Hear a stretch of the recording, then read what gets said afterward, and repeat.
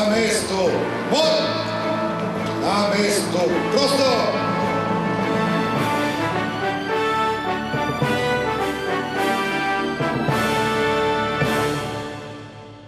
Vojna zgodovina Slovencev je najmanj raziskani in najbolj neznani del naše zgodovine. To je razumljivo. Vedno so nam zgodovino pisali tujci. In tujci slovenske narodne samozavesti niso potrebovali. Vojna zgodovina je pa temelj, ali pa eden izmed temeljev samozavesti vsakega naroda. Kako bi drugače obveljala tista stara o Slovencih, češ, da nimamo ne vojne zgodovine, pa tudi naj ne bi bili in nismo vojaki. Ob boljšem poznavanju slovenske vojne zgodovine bi recimo hitro ugotovili, da so prve naše natisnjene besede bojna gesla slovenskih vojakov, ne pa pesmice, ne molitvice. To so gesla Stara pravda in Levkupo Bogeg Majna iz Velike kmečke vojne leta 1515. Če bi šli pogledati našo zgodovino od najstarejših časov do dan danes, je vse skupaj ena sama velika vojna. Kakšen je pa bil v preteklosti odnos Slovencev do vojske, je pa zapisal Janez Ajkard Valvazor, da se vsako leto v Ljubljani več 100 mladeničev odloči za vojaško službo in se je čudil, kako je mogoče, da ta mali narod, da je toliko vojakov, ki se potem ali v službi rimskega cesarja, Benečanov ali španskega kralja pokažejo kot najboljši vojaki.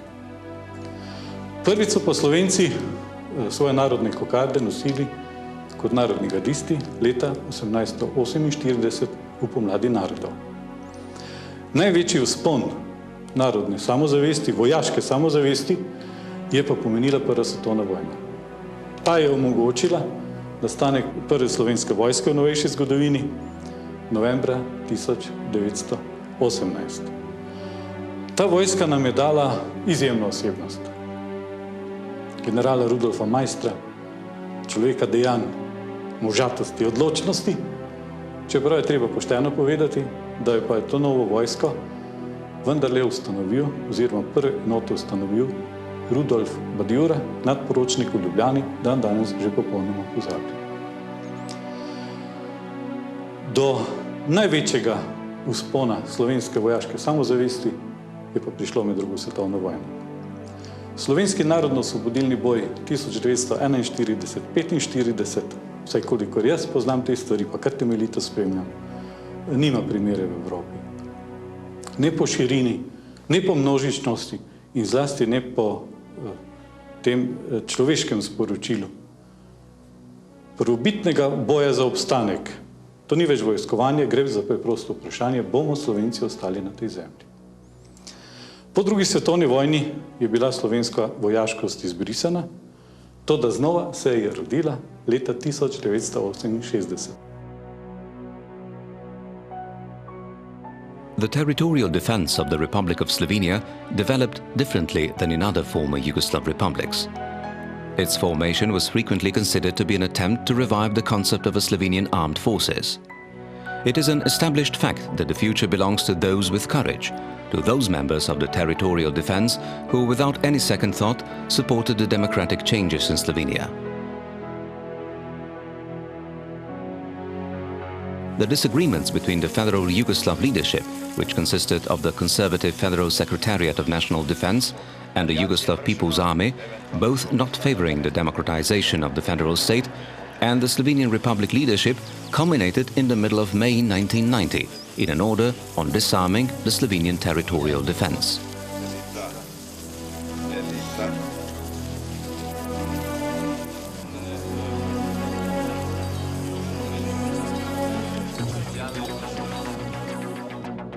The logic countermeasure which followed was the protection of the independence process of the Slovenian state and the establishment of a secret military organization referred to as a National Defense Maneuver Structure. The basic plan of its operation was simple: to protect key installations and attack storage sites of weapons and ammunition, and to provide for the mobilization of fully manned territorial defense formations in the event of an aggression by the Yugoslav People's Army. The Slovenian Republic leadership appointed Janez Slapar as acting chief of Public Territorial Defence Headquarters. This was followed by the nomination of new commanders for the Regional Territorial Defence Headquarters.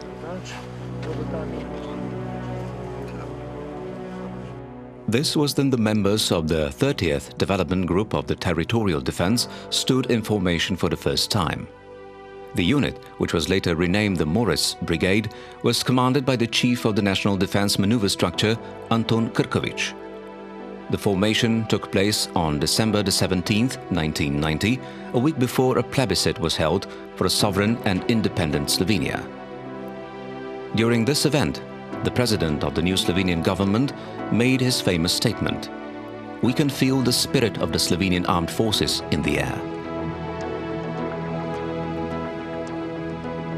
The tactical exercise, Premik 91, was held to test the readiness for a possible attack. During this exercise, a large-sized territorial defense maneuver unit carried out a movement from the Primorska to the Dolenjska region. One of the key issues which provoked the main disagreements between the Yugoslav federal government and the Slovenian Republic government was related to the location of conscripts doing their obligatory military service. Prve aktivnosti so se začele v juliju leta 1990, ko se je iskala rešitev za služenje vojaškega roka nabornikov iz Slovenije v 5. vojaškem območju. Takrat je Skupščina Republike Slovenije pripravila zahtevo za predsedstvo SFRJ in iskale so se tudi druge rešitve, ker se je pričakovalo, da predsedstvo te zahteve ne bo sprejelo. Takrat so nastale prve ideje o tem, kako bi usposabljali vojake v organizaciji republiških organov izven JLA. Istočasno je bil sprejet tudi sklep, da delovna skupina ni zadostna organizacijska enota, da tako zahtevne naloge realizira in se je začela formirati nova organizacijska enota, poznejša prva uprava republiškega sekretarijata. Ta uprava je od začetka leta do 15. maja izvedla vse potrebne priprave, da je zagotovila izbor kadrov, ki so usposabljanje vodili, pripravila programe, potrebno je zagotoviti bilo uniforme in še veliko teh aktivnosti. No in to je bilo uspešno narejeno, čeprav so nekatere uniforme prihajale z zadnje minute, ampak naborniki, ki so prišli 15. maja v Iki in Pekre, so bili priskrbljeni in usposabljanje se je lahko začelo. Smo na strehi Doma obrambne vzgoje v Mariboru, v Pekrah točneje, kjer je zdaj učni center Slovenske vojske. Danes je prišlo tukaj dopoldne do precejšnjih zapletov. Dom so obkolile enote Jugoslovanske ljudske armade in ravno kar zdaj je ura 14 in 19 minut so prišle nove oklepne enote Jugoslovanske ljudske armade, ki so obkolile ves ta dom in tukaj potekajo pogajanja. Že pomladi leta 1990 sem slovenskemu političnemu vodstvu in tudi Slovenkam in Slovencem zagotovil, da bo teritorialna obramba v primeru potrebe z orožjem zavarovala samostojnost Slovenije. Takratne obrambne sile je sestavljala teritorialna obramba in slovenska policija in seveda velik del civilne strukture, ki se je pripravljal tudi na osamosvojitev. Jugoslovanska armada je na slovenskem prostoru štela več kot 22.000 mož. V vojno so bile vključeni tudi potenciali armade zunaj slovenskega prostora in vojaško letalstvo. Na območju Slovenije je bilo v 10 dneh več kot 72 oboroženih bojev. V teh bojih je teritorialna obramba skupaj s policijo dosegla zmago. Zmaga je bila rezultat učinkovitega vodenja in poveljevanja in sodelovanja obrambnih sil in civilnih struktur.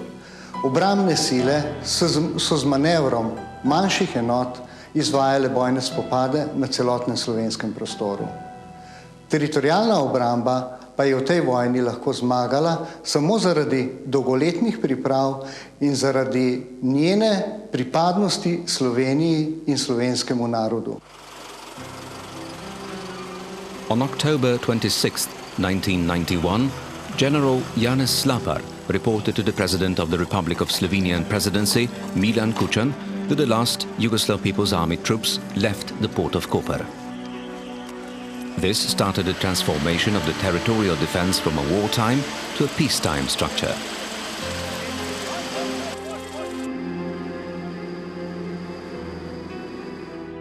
Temeljna naloga je še vedno ostalo usposabljanje nabornikov, vendar se je že takoj na začetku pokazalo, da je potrebno organizacijo dopolniti predvsem z rodovskimi enotami, zlasti artilerijo, inženerijo, letalstvom in zračno obrambo. Temu primerno je seveda bilo potrebno organizirati enote in jih popolniti z sodobno tehniko.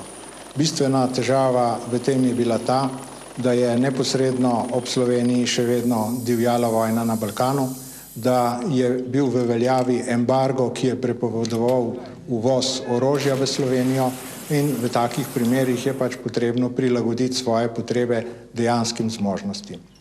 Po letu 1994, ko je Slovenija postala članica Partnerstva za mir, se je začelo tako imenovano prilagajanje naše organizacije in naše strukture tudi strukturi NATO vojska.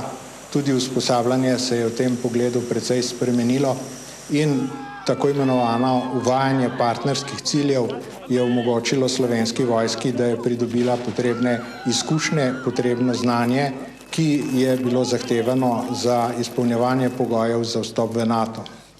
V 3 letih, ki so bila na voljo, je slovenska vojska doživela velik napredek, vendar prva razširitev je z političnih razlogov seveda šla mimo Slovenije, slovenska vojska pa je nadaljevala z razvojem in v letu 1998 pravzaprav dosegla tisti kritični trenutek, ko je prišlo do enega zelo velikega preoblikovanja slovenske vojske, torej vojsko smo oblikovali po načelu NATO držav in jo kot tako seveda tudi pripravili za naslednja pogajanja za vstop v NATO. At the end of the 1990s, a range of events marked the Slovenian armed forces. The conviction prevailed that the comprehensive development of Slovenian armed forces personnel must provide for a smooth transition from civilian status to a member of the armed forces and ultimately from the military into the international environment and vice versa back to civilian life. All armed forces make people, their education and their training the first priority.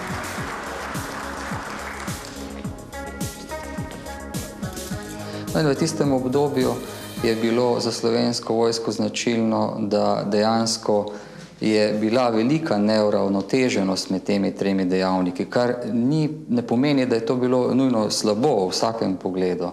No, to smo reševali tako, da smo pač v vodstvene time na posameznih nivojih poveljstev združevali ljudi, ki so imeli pač različno izobrazbo, nekateri so imeli fakultetno, nekateri iz vojaških akademij, nekateri tudi izobrazbo in usposobljenost v tujini in smo dobili tisto pomembno in potrebno kvaliteto za naše delovanje. Vzpostavili smo operativno raven poveljevanja slovenske vojske z vzpostavitvijo 3 operativnih poveljstev slovenske vojske. Takrat je bila velika dilema, ali gremo v vzpostavitev operativnih poveljstev, ki so na nek način statične organizacijske oblike poveljevanja, ali pa damo to operativno poveljevanje bolj v roke brigadnim poveljstvem. Vendar opremljenost in usposobljenost in izurenost pripadnikov slovenske vojske narekovala drugačno odločitev, torej operativna poveljstva. This was a time when ministers of defense were frequently changed. Employing 5 different ministers of defense in a short time period had a major impact on the development of the armed forces. Slovenia had the opportunity to introduce itself to the alliance by organizing a large logistic exercise, the Cooperative Adventure Exchange, CAE 98.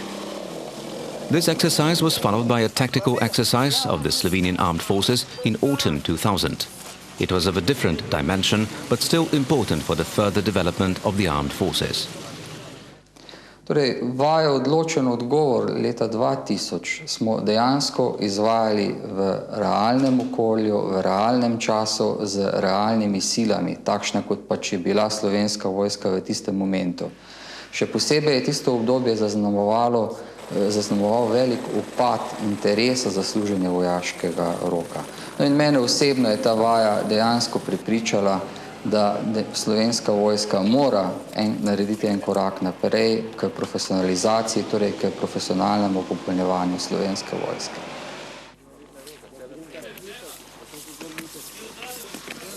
Vstopili smo v novo obdobje, kjer dodana vrednost ni v vojaški tehnologiji, ampak v vojaškem znanju. V Slovenski vojski smo ga skozi leta pridobili in utrdili toliko, da ga že znamo in tudi zmoremo posredovati tudi sosednjim vojskam. Vedno bolj postaje jasno, da so izkušnje rezultat dobrega dela posameznika in pa nas vseh skupaj. Izkušnje in kakovost našega znanja so se postopoma širili. V tem času se je postopno večalo tudi število naših pripadnikov v operacijah za podporo miru ter število vojaških predstavništev, ki so pridobivali nova vojaška znanja v tujini na skupnih usposabljanjih in vajah ter najvišjih vojaških šolah. Izkušnje in obseg ter kakovost našega znanja so se tako postopoma povečevali. Novembra 2002 smo dobili vabilo za članstvo v NATO. Leto pozneje smo se Slovenke in Slovenci za dvotretjinsko večino odločili zanj. Tako smo dodatno okrepili in utrdili naš obrambno-varnostni položaj. Hkrati pa se tudi zavezali, da bomo obrambne zadeve reševali skupaj in v korist nacionalne obrambe ter Severnoatlantskega zavezništva. Opustitev služenja vojaškega roka je samo eden od korakov profesionalizacije naše vojske. Proces profesionalizacije bomo zaključili do 2010. leta. Do takrat bomo poklicno opravljali svoje naloge, se modernizirali, kakovostno usposabljali in postajali še učinkovitejši. Naš cilj je, da bomo dosegli načrtovano stopnjo profesionalizacije in ustrezno stopnjo zmogljivosti. The purpose of the defense system of the Republic of Slovenia and of the Slovenian Armed Forces is to deter any attack on the country and to defend its independence, inviolability and integrity and its national interests. This purpose is also realized through the incorporation and active participation of the state and international security integrations on the basis of international treaties. Hence, the Slovenian Armed Forces assures the prevention of aggression of whatever type, an appropriate response to aggression if it occurs, military contribution to international peace, security and support for the system of protection, rescue and relief, and support for the other state bodies and public institutions in ensuring the safety and welfare of the citizens of the Republic of Slovenia. The Slovenian Armed Forces are composed of all members of the active and reserve components. The active component consists of professional Slovenian Armed Forces members, soldiers, non-commissioned officers, officers and uniformed specialists, and civilian personnel. The reserve component consists of citizens signing a contract on the service in the reserve component and, until 2010, members of the compulsory reserve. The Slovenian Armed Forces is organized as unified armed forces without being divided into services. It includes the following branches: infantry, armored units, air forces, navy, artillery, air defense, engineers, nuclear, biological and chemical defense, and signals. The Slovenian Armed Forces comprises the following services: assigned services, information service, medical service, quartermaster service, technical and traffic service.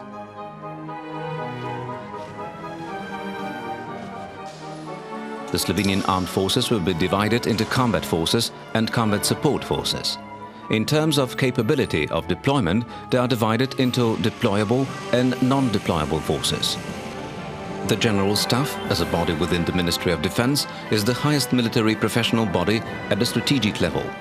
The Force Command of the Slovenian Armed Forces and the Doctrine, Development, Education and Training Command are subordinate to the General Staff. 2 brigades, specific units and the Combat Service Support Command are subordinated to the Force Command.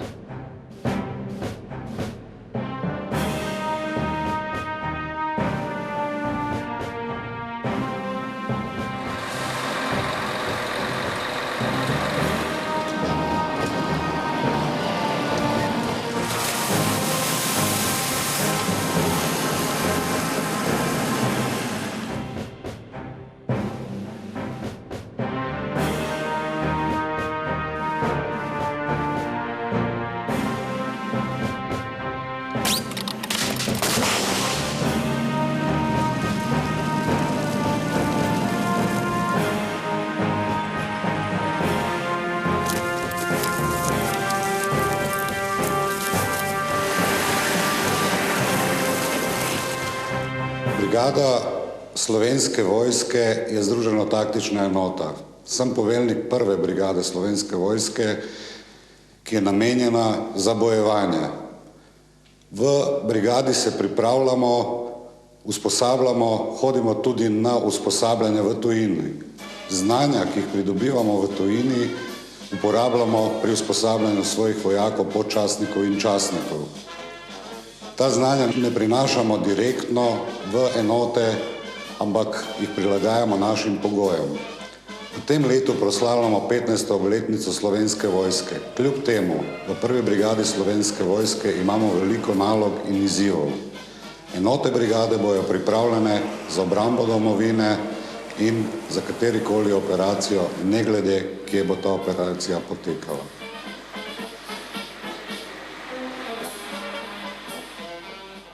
V Slovenski vojski smo prvič potili naše pripadnike v operacijo podporo miru leta 1997. Najprej v operacijo Alba v Albanijo, nato pa na Ciper in Bosno in Hercegovino je takrat odšlo 50 slovenskih vojakov. Število slovenskih vojakov v operacijah pa se je iz leta v leto povečevalo. Do danes je v operacijah sodeloval vsak 5. vojak Slovenske vojske. Danes s skoraj 250 pripadniki pomagamo krepiti mednarodni mir in varnost v Bosni in Hercegovini, na Kosovu, Siriji, Iraku in Afganistanu. Stabilnost na Balkanu je eden od pogojev za varnost cele Evrope in je tudi težišče delovanja Slovenske vojske v tujini. Letos pošiljamo na Kosovo, poleg enot, ki jih tam že imamo, transportno četo, leta 2007 pa motorizirani bataljon. The Doctrine, Development, Education and Training Command carries out the selection and training of soldiers and military personnel at all levels. It develops and tests doctrines and rules, sets out standards of combat training and takes part in evaluations of units and commands. Its structure includes centers for doctrine and development and schools of NCOs and officers, a flight school, a mountain school, a foreign language school, a command and staff school, and a military museum.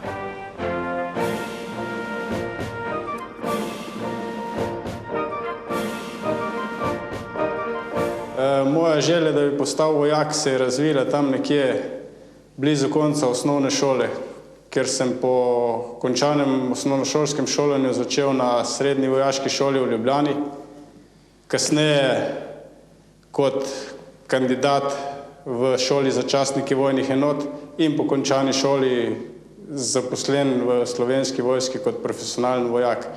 97. leta se mi odpre možnost šolanja v tujini, ki sem jo seveda izkoristil, odšel v Združene države Amerike, šola za padalce, šola za pripadnike zelenih baretk, kasneje še naslednje šole, šole za rangerja, šole za inštruktorja ostrostrelcev, šola za operacije z helikopterjem in šola za skakanjem s padalom iz visokih višin.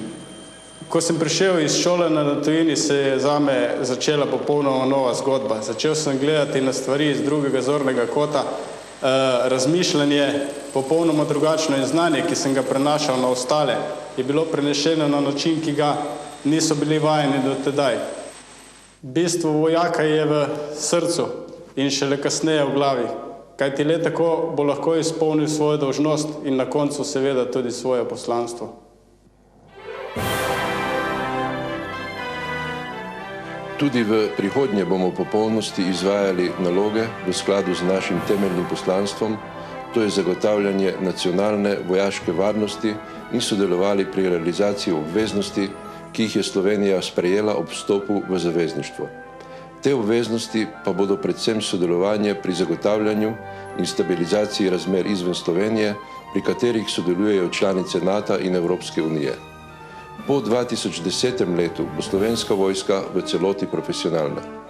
V naslednjem obdobju bomo našim pripadnicam in pripadnikom, enotam in poveljstvom zagotavljali optimalne pogoje dela in bivanja ter visoke standarde varnosti ter omogočili postopen prehod k odličnosti. Morebitne spremembe varnostnega okolja, bodo seveda zahtevale stalno, sprotno preverjanje, presojo in ponovno prilagajanje ter odzivanje na varnostne izzive, morebitne nove grožnje naši suverenosti in nedotakljivosti ter miru in stabilnosti. Majhna in sodobna vojska se bo takšnim spremembam in novim zahtevam pravočasno prilagajala. Izkušnje nas učijo, da to delo nikoli ni končano. Jarni bataljon! Mirno! Knogi!